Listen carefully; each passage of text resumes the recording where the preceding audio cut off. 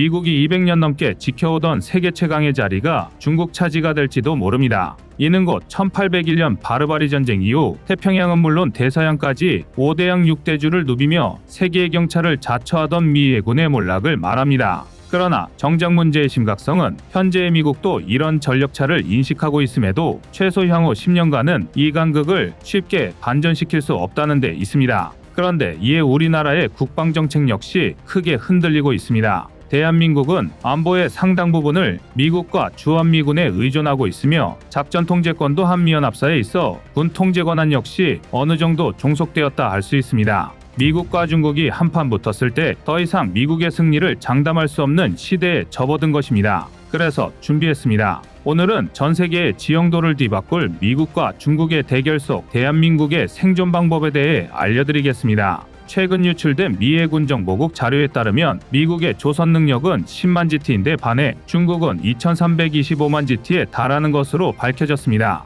수치로 환산하자면 중국의 조선 능력이 미국의 233배라는 것인데요. 실제로 미국이 이지스 구축함과 공격용 원잠을 연평균 각각 한 척에서 2척씩 건조하는 동안 중국은 1년 동안 동시에 이지스급 구축함 5척에서 8척과 호위함 3척에서 4척, 원잠 2척에서 3척을 건조할 능력을 갖췄습니다. 대형 정규 항공모함 11척과 타이콘데로가급 이지스 순양함 22척, 알레이버크급 이지스 구축함 71척을 중심으로 주요 전투함 300여 척에 원자력 잠수함 74척, 호버크래프트 74척과 항공기 3,700대 이상을 보유하고 있으며 40만이 넘는 병력을 운용 중인, 더구나 전용으로 사용할 수 있는 기상위성까지 보유한 미 해군의 갑작스러운 몰락은 어디서 기인한 것일까요? 최근 사건에서 그 실체와 원인을 찾을 수 있습니다. 제2차 세계대전 때 군함과 상선을 찍어내듯 생산하며 전성기를 구가하던 미국 조선업은 한국을 중심으로 한 아시아와 유럽 등 경쟁국의 급격한 성장으로 빛이 바래기 시작합니다.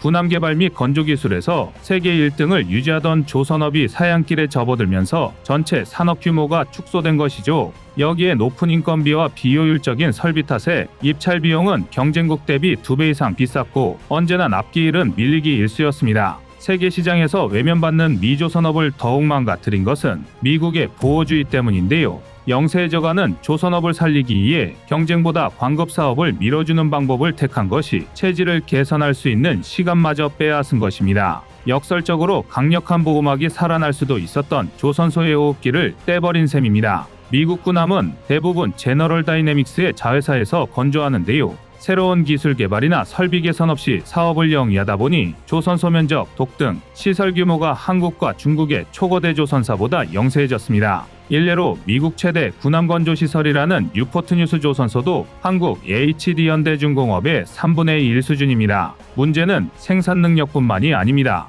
미 해군이 보유한 잠수함 중 가장 강력한 성능을 자랑하는 시울프급 공격용 핵잠수함 코네티컷은 2021년 10월 바닷속에서 미상해물체와 충돌해 함수가 반파되는 큰 사고를 당한 적이 있습니다. 그러나 수리할 조선소를 찾지 못해 2년 동안 허송세월하다 가까스로 빈독을 찾아 수리를 시작하긴 했는데 조선소 측이 미 해군에 제출한 견적서엔 예상 수리 기간이 31개월이라고 적혔습니다. 미 해군이 보유한 가장 강력한 원잠이 무려 50개월이나 현장에서 이탈할 수 있다는 얘긴데요. 더구나 코네티컷함의 수리가 건조 용독에서 이뤄지기에 차세대 신형 원잠 버지니아급의 도입도 도미노처럼 밀릴 수밖에 없습니다. 이런 말도 안 되는 사건들이 한때 지구방위대 세계의 경찰이라 불렸던 현재 천조국 미국의 현주소인 것입니다. 그럼 이런 형편없는 조선 능력이 전투함에만 국한된 것이냐면 그렇지도 않습니다. 미국 경제 전문지 포브스의 특집 보도에 따르면 전 세계 상선 44,000여 척 가운데 미국 상선은 200척도 되지 않습니다. 전 세계 교역에서 미국 선적 상선이 담당하는 물동량이 1%도 되지 않는 것입니다. 반면 중국은 매년 1,000척 이상의 상선을 찍어내는데요. 미국 전체 조선소가 1년 동안 건조한 민간 선박은 불과 10척 내외입니다. 즉 미국의 조선업은 군함은 물론 민간 상선 분야에서도 완전히 밀려난 것입니다. 불과 10년 전만 해도 미국과 중국이 붙으면 누가 이길 것인가 하는 물음은 가장 형편없는 우문이었는데요. 그러나 지난 10년 동안 미국은 오만했고 자만했고 나태했습니다. 미국을 대표하는 싱크탱크 랜드연구소는 미국과 가상해적이 벌이는 해상전투를 계속 시뮬레이션 해왔는데요. 이제 체급에서도 미국과 중국의 해상전투력은 확연하게 차이가 벌어지기 시작했습니다. 미중 전쟁이 발발할 가능성이 가장 큰 지역 대만과 남중국해 일대 난사군도 두 곳을 전장으로 잡고 중국이 미 군사기지를 공격할 때 제공권, 중국의 대함전, 사이버전 등 9개 항목에 걸쳐 전쟁 시뮬레이션을 돌린 결과 난사군도에서의 전쟁은 2010년까지 미국이 절대적으로 우세했습니다. 그러나 2017년 시뮬레이션부터 두 나라가 백중세인 것으로 나왔습니다.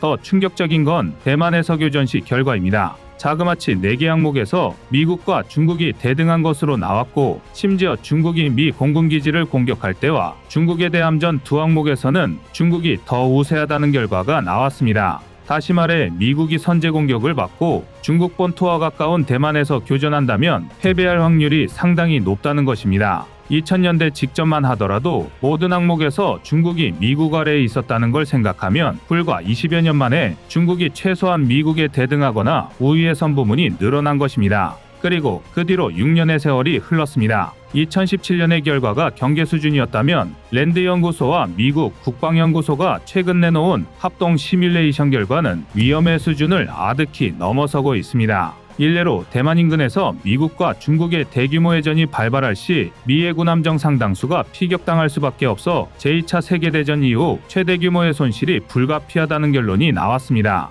미국은 제2차 세계대전 당시 무려 173척에 달하는 전투함정과 잠수함을 잃었는데요. 만약 현재 미 해군 규모로 이 정도의 손실이 발생한다면 더 이상 미국은 태평양 함대를 유지하지 못할 것입니다. 만에 하나 어떤 기가 막힌 묘수를 발견해 전쟁을 승리로 이끈다고 할지라도 누적된 막대한 손실을 복구하지 못하고 국제적인 영향력을 완전히 상실해버릴 텐데요. 게다가 이를 피하고자 해안에서 멀리 떨어진 원양에서 해전을 벌이면 항공모함의 위력이 절반 이하로 줄어듭니다. 이 경우 대한민국과 대만, 일본에 주둔 중인 미 공군의 지원이 필수적입니다. 정리하자면 이미 양안전쟁의 결과는 미국의 손을 떠난 지 오래입니다. 되려 대한민국과 같은 주변 동맹국에 필사적으로 도움을 요청해야 하는 꼴인데요. 미국의 혈맹으로 자동 참전을 당연시하고 있는 대한민국의 처지에서 이는 심각한 안보 위협입니다. 가깝게는 미국의 보충기지가 된 대한민국 국토가 적의 타격 범위에 포함되는 것이고, 멀게는 대한민국의 소중한 전력이 남의 나라 싸움에 동원될 확률도 무시할 수 없습니다.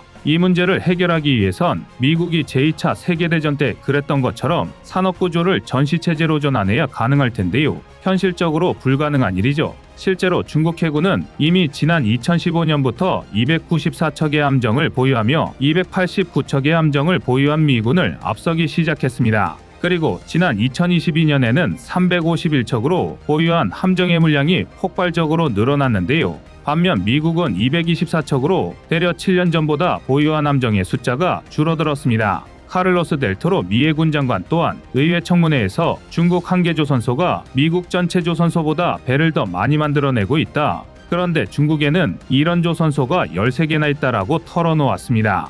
미국 전체에는 300여 개의 조선소가 있지만 이 중 실제 건조 능력을 갖춘 경우는 3분의 1에 불과합니다. 나머지는 수리와 보수 작업만 간신히 수행하는 실정이죠. 미국이 K군함에 눈독을 들이는 이유도 바로 이 때문입니다. 1987년 첫 수출을 시작한 대한민국의 함정은 지난 36년간 11개국에 총 24척이 뻗어나갔습니다. 함정 시장의 특수성을 생각하면 절대 적은 물량이 아닙니다. 게다가 대한민국의 이지스함은 이미 세계 최고 수준의 성능으로 평가받는데요. 대한민국 무기체계 특유의 압도적인 가성비로 시장 경쟁력을 확보해 나가고 있습니다. 또한 선박 생산 능력도 국내에서 가장 유명한 조선사 단 한 곳에서만 무려 1600만 GT의 생산 능력을 보유하고 있습니다. 괜히 대한민국이 전세계 조선 분야에서 독보적 1위인 게 아닌데요. 그러나 미국과 한국의 협업이 이루어진다고 해서 안심해서는 안 됩니다. 최근 중국은 새로운 항모전단과 003형 푸제남의 실전 테스트 준비 사진을 떡하니 공개했습니다.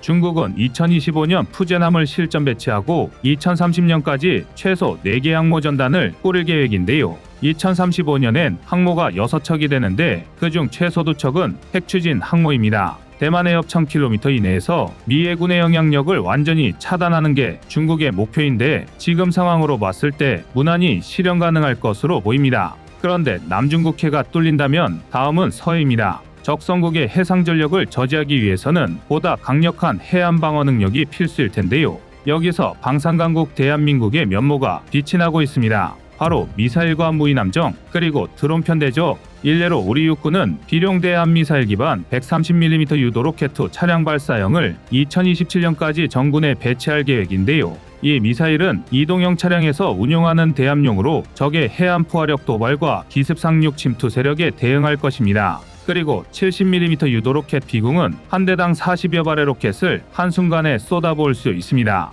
군사 관계자들은 연평도에 배치된 비궁만으로 서해로 침투하는 적의 고속정 100여 척을 상대할 수 있을 것으로 분석하고 있습니다. 우리 군은 2030년까지 FFX 배치 3 6척, FFX 배치 4 6척을 포함 총 26척의 호위함을 운용할 전망인데요. 여기에 서해와 남해 곳곳에 깔린 미사일 기지와 합동화력함까지 갖추게 된다면 태평양에서의 영향력을 잃은 미국의 도움 없이도 충분히 자주 국방을 이뤄낼 수 있을 것입니다. 200년의 영화가 20년의 짧은 자만으로 무너진 미 해군의 몰락 사례를 우리는 결코 잊지 말아야 할 것입니다. 여러분의 생각은 어떠신가요? 이상 꺼리튜브의 두 번째 미션이었습니다.